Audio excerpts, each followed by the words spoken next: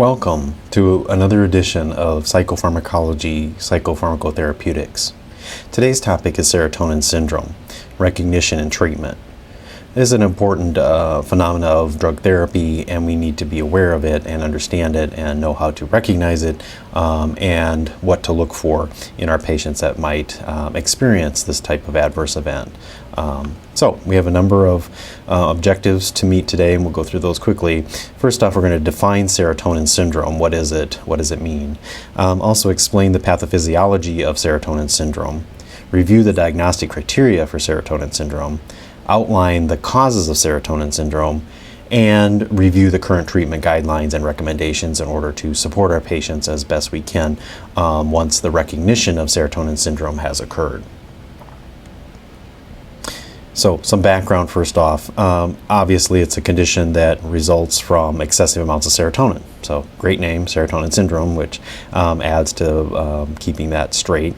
So, serotonin is an important component within our body and used in a number of areas neurologically, in our nervous system and in our brain, but also on a number of other systems within the body, GI systems, cells, platelet cells, GI epithelial lining, etc. Serotonin receptors exist throughout the body and are definitely something that is necessary to for our day-to-day physiologic function that occurs.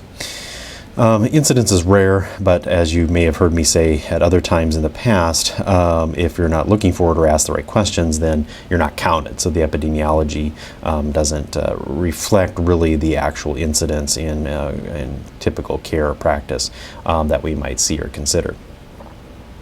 It can be a number of different severities, which can also, in terms of presentation, which may also contribute to the rare incidence that's documented at this point. So mild symptoms that may not be, as you hear what those symptoms and signs are, might recognize that it'd be hard to decide, is this really something different than other things that could be happening, and an individual patient and their healthcare provider may not recognize that either. Certainly it can be more than that. Beyond the mild level, it could be much more severe to moderate severe. It could even be fatal in individuals. So it's important to recognize that as well.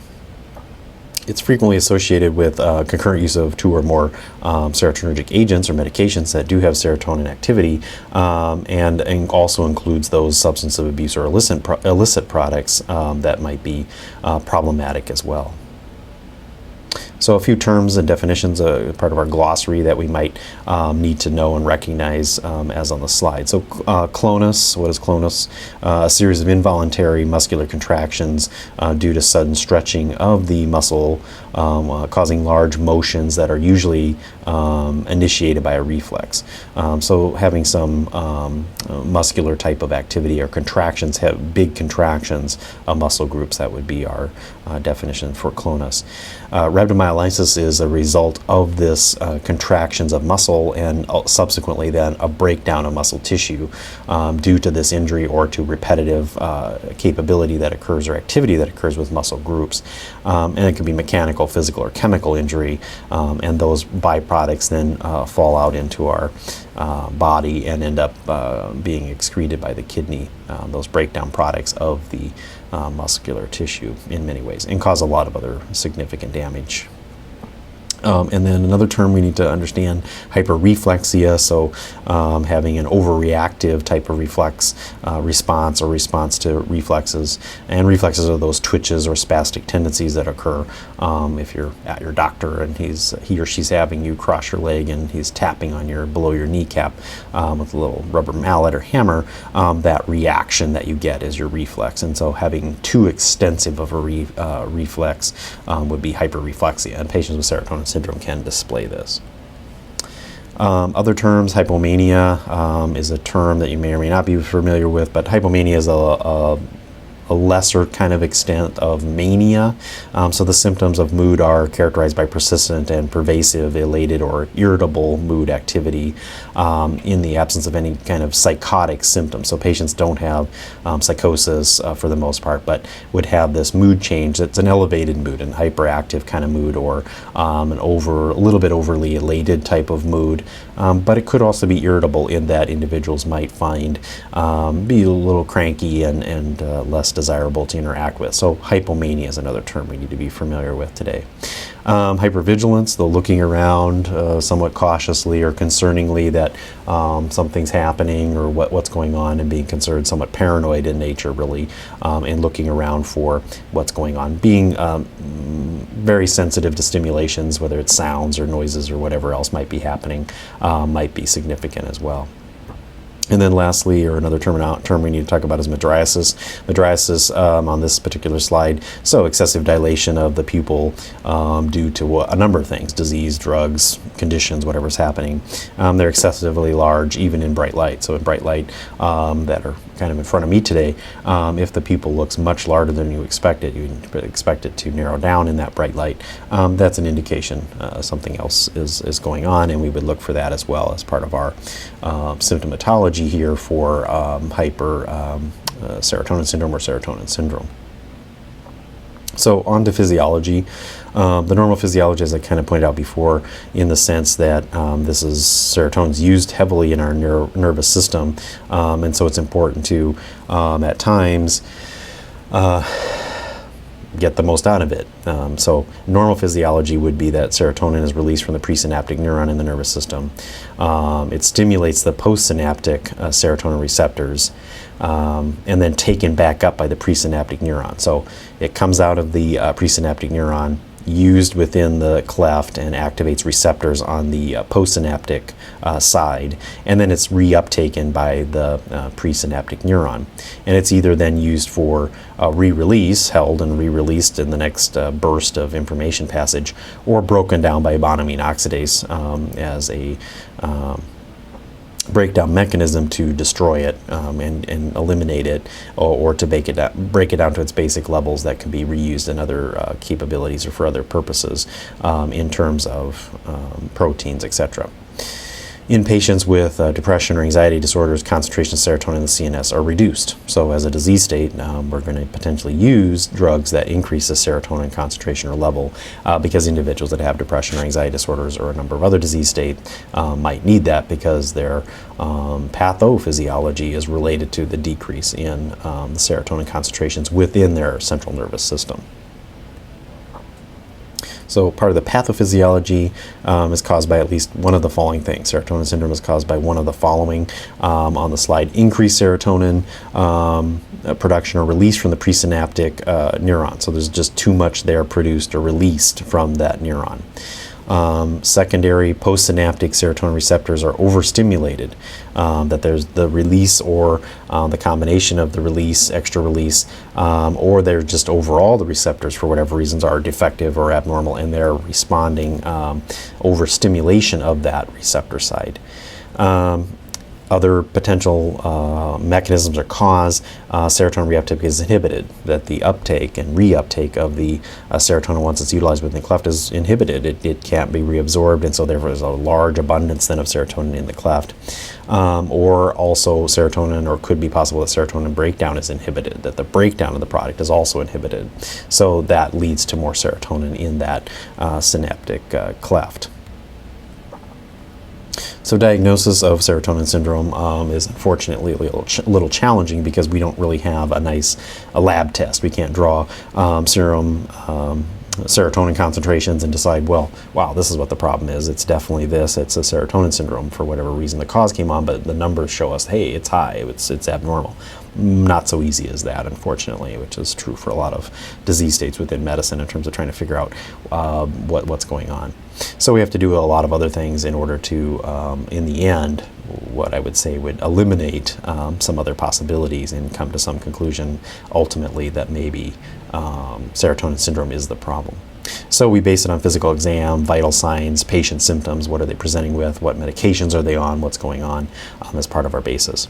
So med history, prescription medications have to have a good history, over-the-counter medications, OTC products, illicit substances or substance of misuse or abuse. Of course, people don't often want to tell us about that, but reality is we really need to get as much information about that so we can help in the process of coming up with the correct diagnosis for our patient.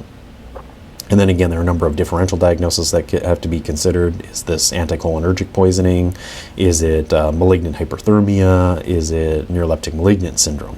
And we will talk more about neuroleptic malignant syndrome in future versions of this video presentation capacity. We will talk about that. So in the end, serotonin syndrome, somewhat like some of these others in the differential diagnosis, is just that we exclude. It's a diagnosis of exclusion. We've excluded other things that are not likely to be it for various reasons because they don't meet their criteria, and then subsequently you might say, maybe this was serotonin syndrome. And that is definitely true for serotonin syndrome. We kind of go through that step process to get to that conclusion. So what are some of the signs and symptoms we need to look for serotonin syndrome to be present? A number of things: agitation in mental status changes that include agitation, confusion, delirium, hallucinations. They can have those. Hyperactivity, just moving around a lot. Again, that hypervigilance, looking all over, being very concerned about what's near them or by them. Hypomanic symptoms and pressured speech. Those types of symptoms in mental status changes might be present. And then some of the other things we need to look for: diarrhea, mydriasis, again, the pupil issue, fever, flushing, increased bowel sounds, increased respiratory rate, tearing, hypotension, hypertension, either one of those, tachycardia and sweating are some of the other things we're going to look for.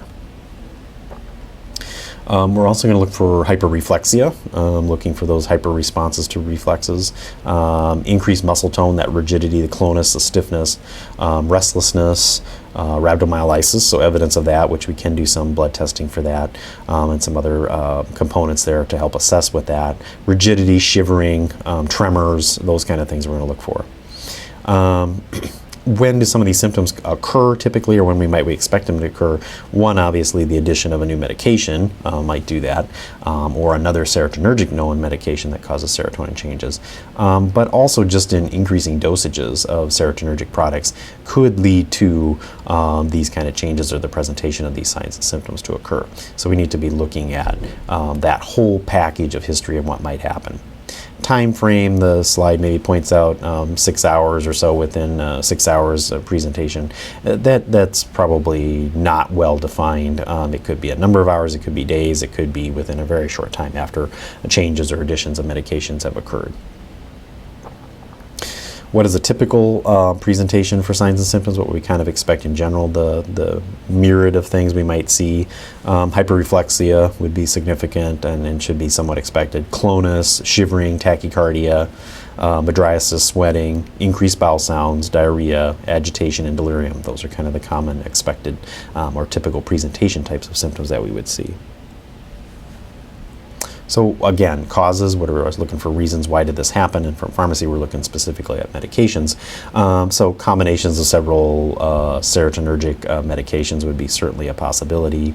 Likelihood depends on the agents used and the combination and doses that they're at. So if the doses that they're high in and there's combinations of drugs that or medications that impact serotonin, then the likelihood is greater, obviously. What are some of those medications, at least the psychotropic medications that impact serotonin? Selective serotonin reuptake inhibitors, or SSRIs, selective norepinephrine reuptake inhibitors, or SNRIs, tricyclic antidepressants, opioids, monoamine oxidase inhibitors, or MAOIs, other serotonin agonists, lithium, electroconvulsive therapy, so things that are not medications, treatments. Electroconvulsive therapy probably causes a cascade of things to occur. One might be to elevate the serotonin available in those clefts. Herbal agents, alternative medicines, St. John's wort as an example was certainly serotonergic and has a serotonin component probably. And then illicit drugs, meth, cocaine, other products, they certainly could change a whole cascade of things including serotonin, so it could cause elevation in serotonin concentrations. Other situations that cause an elevation in serotonin would include combinations of medications, so using things like the selective serotonin reuptake inhibitors, SSRIs, in combination with the monoamine oxidase inhibitor. So we know people should not use monoamine oxidase inhibitors with a lot of other medications. They do interact with a large number of medications. So it would be important to think about that. We don't want to use that combination. Tricyclic antidepressants in combination with other agents, whether that be antidepressants or a number of other products. L-tryptophan, which is a precursor to the production of and the body making serotonin. Probably have to take in a lot of L-tryptophan in combination with a selective serotonin reuptake inhibitor or a selective norepinephrine reuptake inhibitor to really increase that, but the possibility is there. Dextromethorphan plus a monoamine oxidase inhibitor or a selective serotonin reuptake inhibitor. So over-the-counter products containing dextromethorphan certainly can interact with monoamine oxidase inhibitors, and they're labeled, those package labels include that, but also selective serotonin reuptake inhibitors. So in short courses of treatments of colds or other symptoms that patients take on themselves and do might be issues that cause elevations in serotonin concentrations. Probably more commonly, maybe or also commonly, is triptan use for migraine treatment or the ergot alkaloids in combination with patients that are on SSRIs or SNRI types of treatments or other antidepressants that have serotonergic activity. So that's something we have to consider. And then lastly, linezolid or Zyvox has at least been noted to potentially cause an elevation in serotonin concentrations, which in turn could lead to serotonin syndrome. There are recent FDA warnings about combinations of the triptans, and so for those medications in the migraine, anti-migraine classes, in combination with SSRIs or SNRIs, are certainly a possibility. And so labeling of all those groups of medications, the triptans, the SSRIs, the SNRIs, and other antidepressants, have included that kind of warning that you need to be cautious about using the combination. And we as healthcare providers and as pharmacists need to inform our patients about that concern.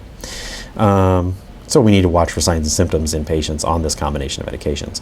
On an occasional use of an Imitrex or sumatriptan or such a kind of product, Zomig, those are probably okay, but to start using it 2-3 times a day or 4 times a day in combination with the antidepressant being on board, or in a patient that's already been using the products like that, the triptans like that, and now the addition of an SSRI occurs, those are people that we should be on a little higher alert to look for the potential for serotonin syndrome.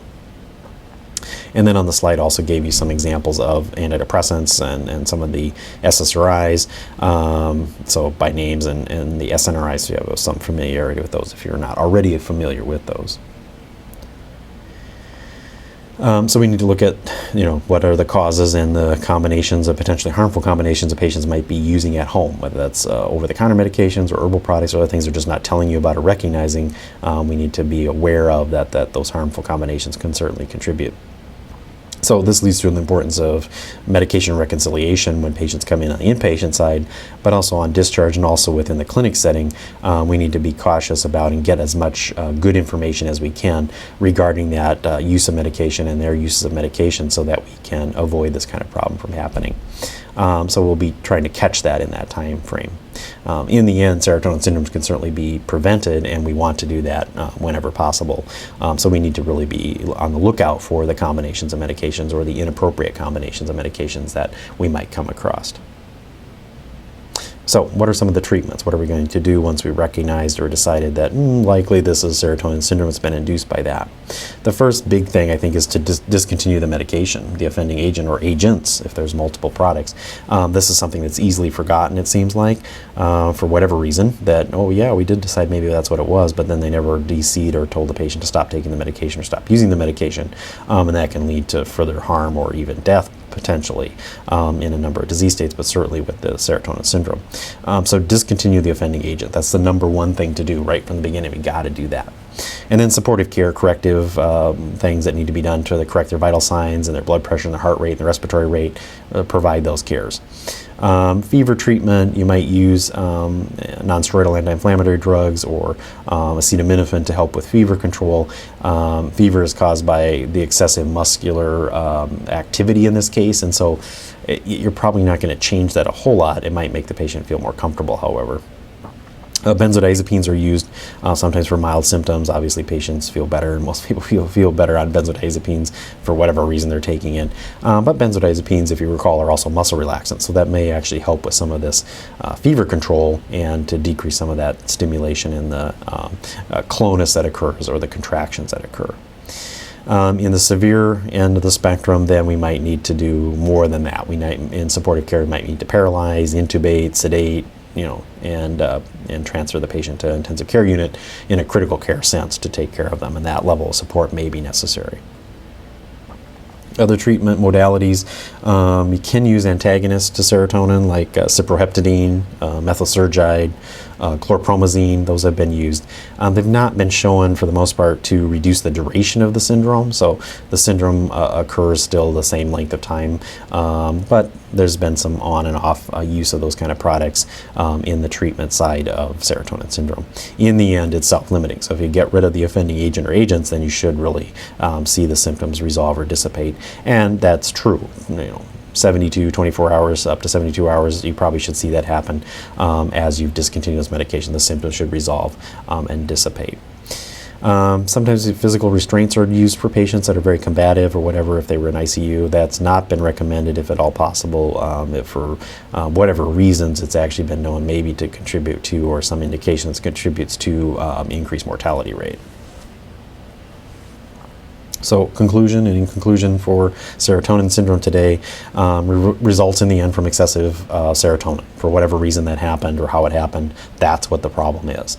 And so our methods of fixing that would be to be aware of the offending agents and the drug combinations that could lead to serotonin syndrome, be on the lookout for those, and caution patients for such, and looking for those signs and symptoms, paying attention to vital signs and symptoms, and probably the biggest things that are easy to for our perspective that we might need to see is that hyperreflexia, and also the diarrhea or hyperactive bowel sounds that may occur. Those are probably big things to look for when we're suspecting or the likelihood of suspecting serotonin syndrome. And then the major treatment is discontinue the offending agent or agents. That's probably the big thing that needs to occur in order to get our patient better, and then ultimately any supportive care that might be necessary in that process. I have included a slide with some references for you, just as some kind of background areas. You can see by some of these references that this concept has been around for a while. The thought about serotonin syndrome, it's become maybe more significant in the last few years, or awareness has increased in the last few years. A lot because of the large use of, or the increased use and ever increasing use of antidepressants and their serotonergic activity. And then the understanding that a lot of medications may have serotonin activity, even if that's not their intended pharmacology. They have that, and they are used, and in combination then we lead to serotonin syndrome. So that is draws to the end of our discussion today on serotonin syndrome. I hope this has been helpful for you in understanding that a little bit better in a quick course here. And I will see you again in future discussions and presentations about psychopharmacology and psychopharmacotherapeutics. Take care.